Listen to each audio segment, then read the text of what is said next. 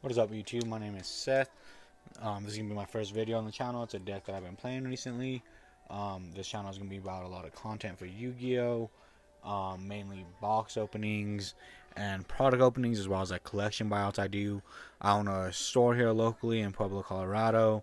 So there's a lot of product I have incoming, but I do play the game heavy as well. So I'll be doing deck profiles and matches and stuff like that. Just kind of whatever you guys want. So just let me know down in the comments. Please subscribe, like the video, share it if you can. But like I said, this will be my first video, so let's just go ahead and get right into it. So the deck I've been playing recently has been Punk with Virtual World. It kind of mingles together very nicely, and E-Tally being at 3 really helps the deck out.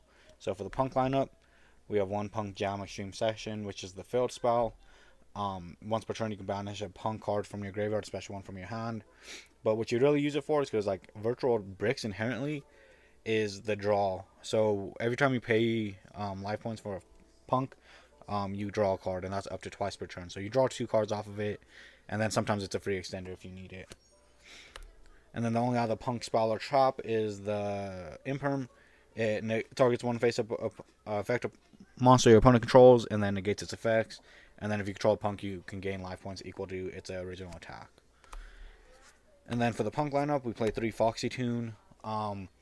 She kind of gets you into your Punk packages the best because you can just pitch her in another card from hand, which is nice with the Virtual World spells and traps, to go ahead and special Punk from deck. And that's going to give you a level 3 Psych Tuner right away. And then the last 3 for the Punks is Xiamen. This is the Searcher. You pay 600 life points and search for a Punk monster. And then the one of Dirno, this you never want to see in hand. This is solely to special off the fusion, or if you do see it in hand, just to kind of chain block into your synchro. And then we play the one Madame Spider. She searches the Imperm, pay 600 to search a trap. And then Gong one Gone. This one pays 600 to search the spell, so you usually E-Tally into this or Foxy Tune into this, and then go for the fill spell, so that way right away you can start getting your draws. And then the last Punk card that's in the main deck is going to be Sharakusai, which you can pay 600 to fusion summon a Punk monster on your turn, and then on your opponent's turn, you could quick effect pay 600 to immediately synchro summon. That never comes up. You can always fusion. It's part of the combo. So that's it for the Punk lineup. It's as concise as it can be. I wouldn't cut it down anymore. If anything, I would up Gong Wan or One Gone to like 2, just to see it more often, because getting the field spell is almost crucial to getting an absolute board. So for the virtual world, of course, it's 3 Qinglong and 3 Kowloon. Kowloon just sets one of your virtual world spells or traps directly from the deck. It has to be the gate. And then the second effect almost never comes up, but it can in later games, depending on how many you control. And then the traps are going to be the 2 Zongwu and the 2 Chuche. So I know a lot of decks only play 1 Zongwu, but me playing 3 Foxy Tune, it's almost the best pitch off of for Foxy Tune, because then you get another extender engrave if you have a virtual world. And I mean, you're sending so much that you don't want to blow everything in your deck turn 1. So it's about as optimal as it could be. I haven't really bricked on it, but it does suck when you see like 2 in hand because of your draws. But you do pitch a lot as it is, especially when you're, you know what I mean, using these effects engrave. And especially with tier, I wanted another name to be able to send or be able to hit with tier. So that's it for the virtual world spells and traps. The virtual world lined up is a little bit standard.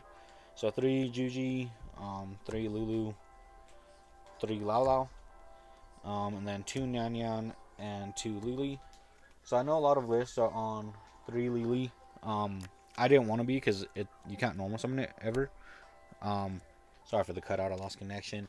But again, I was saying I only play 2 Lily because it's not a card you're going to normal summon. And she doesn't do the most for you. She's just a double dump, which almost you never want to do. Her second effect to dump again.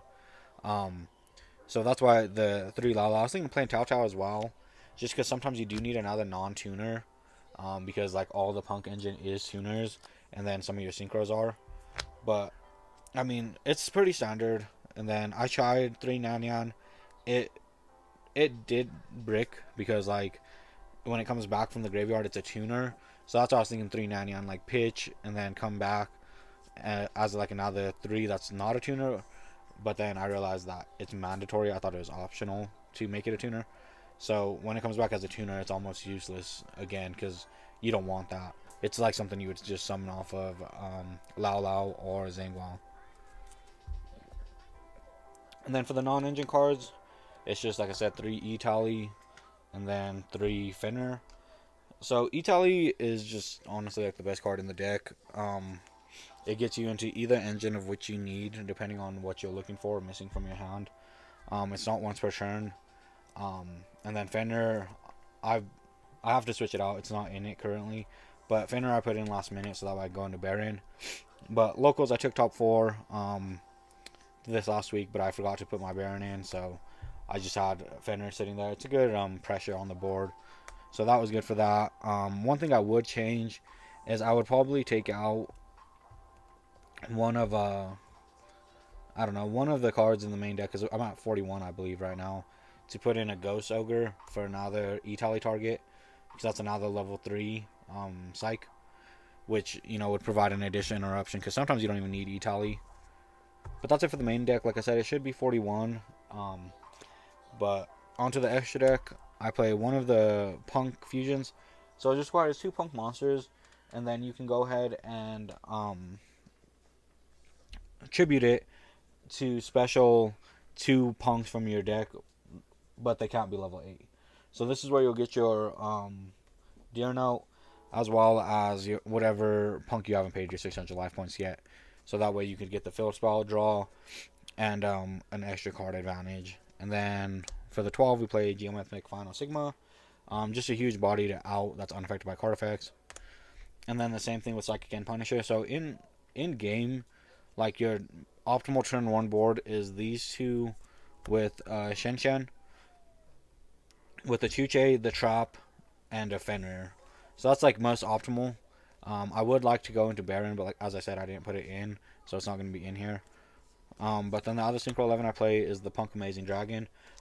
This card, if you get it off, or if you Synchro summon like sitting on your little Punk that fuses, or Synchros on your opponent's turn, like this card is insane. I mean, it does so much, and then on your turn, it can just special back any Punk from grave. I mean, the recursion in this deck is insane. I just wish there was like a better rank 11 that you can go into, so that way, because like when you pull out these 2 cards and then do the most and can make a rank 11, I think would be amazing. But I mean, sitting on him alone is almost like an OTK because through full Punk combo, you're paying like 2,400 life points, and I mean that's gonna bump this guy up to 5,900 already, and he's unaffected. While you have the higher life points or lower life points. And then for the Synchro 9s, I play the Shen Shen and then the Wolf. I didn't go into the Wolf that much, but if you have like a gas hand and you just want to make him at the start of it and then full combo, he's going to be well over 4,000. So then that gives you a quick effect shuffle all of your opponent's cards back. So in theory, it's really good. Again, I never went into him, so he might be taken out for Baron. This card gets you into your Virtual World engine no matter what. Because when it's Synchro Summoned, you can pay 600 life points to search for a level 3 Psych or pitch it. But usually you'll always just search it, Lulu, add it to your hand, and then go ahead and go full Virtual World combo after that. And then something kind of unorthodox is 2 Charge Warriors. So I always went into game 1, like turn 1, because I just wanted the draw, and it's a 6. I didn't go into Coral Dragon as much because this is a tuner, and as I said, you kind of get bricked up with how many tuners you put on board. So that's where the two Charge Warrior came in, because I do still play the Utopic Beyond, so that way, like this combo is still alive, turn 2 and 3, but I always wanted the draw from turn 1, so that's why I put in 2. It did come up. I don't know if I'd keep it that way, but again, this is all just kind of like theory crafting. I did like I said, top 4. That was the first locals I brought it to, but I mean, it worked amazing. And then the second rank 6 is going to be the new one from Darkwing Blast. It came up a couple times, like just for the random like rogue matchups. Not the best, but not the worst. It's something to go into that'll press and push for game if you're in a simplified game state. And then the two rank threes is Bamboos and Gossip Shadow, and Phantom Knight's Breaksword. So I put in this because I don't really put up an Omni Negate. Um, so this came up for a way to protect my plays as well as for a way to, if I'm ending on a suboptimal board, to put something up that interacts on my opponent's turn. And then Breaksword is just a great way to, clear out boards. And the last card is just Zeus. Um, Zeus won me a game against Sprite because like Sprite outed almost the whole board, but couldn't out the one of the XYZs I had up. I don't know which one. So I just attacked into their little guys, Zeus, and then at that point he burned through his hand. So I got the win through just one Zeus clear. Um, but yeah, so that's the extra deck. Like I said, I'm gonna make a spot for that Baron. And it's not optimized the most, as I said. It's not been play tested through an insane amount. It's just almost all theory, but then it performed very well. So I figured, I wanted to do YouTube. I finally got a laptop. Let's go ahead and get it. But for the last part of the deck is the side deck. Again, this side deck doesn't matter in profiles. They almost never do because you're never know what you're gonna play at your locals or anything like that. You can almost guess for regionals and higher tier events, but locals just tutor it to yourself. But for me, I played 3 Book of Moon. For the random like strategies that we have, this stops them. I mean, it's great. Like if you have a tier elements, just book Rukulos. Like there's a Goaty player at my locals. Just book their little tuner. I'll book their big guy so they can't synchro at all.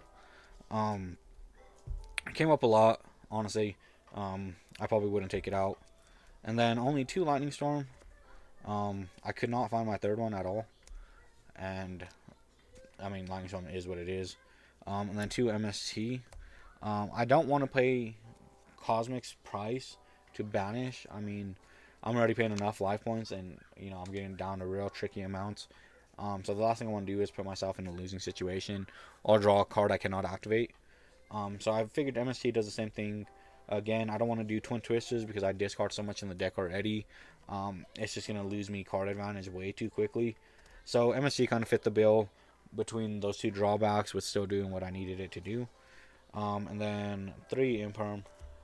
You don't want to play into talents. It's heavy again in this format. So I figured this was better than Effect Veiler, and you can activate on your turn during your standby if you control nothing. So Imperm just, really good hand trap overall. The Nibiru, again, for random rogue matchups. You never know what you're going to get hit at locals. So I put in the Nibiru, and then for whatever Nibiru and Imperm don't hit, I put in the Bestials. So just 2 Magnemite, 1 Druid Swarm. You're not always going to play a light or dark deck. You may hit Flunderies, you may hit the Goaties, you may hit stuff like that. So the Bestials aren't always the best, but then that's when like Nibiru and Imperms come in, or books. So this is kind of like just what I did for my locals to kind of maximize the efficiency of what my deck could do in the range of which it would hit. So yeah, guys, if you guys have any comments, any thoughts or ideas, or if you guys want to see anything in particular, just let me know. If not, have a great rest of your guys' week, and I'll see you soon.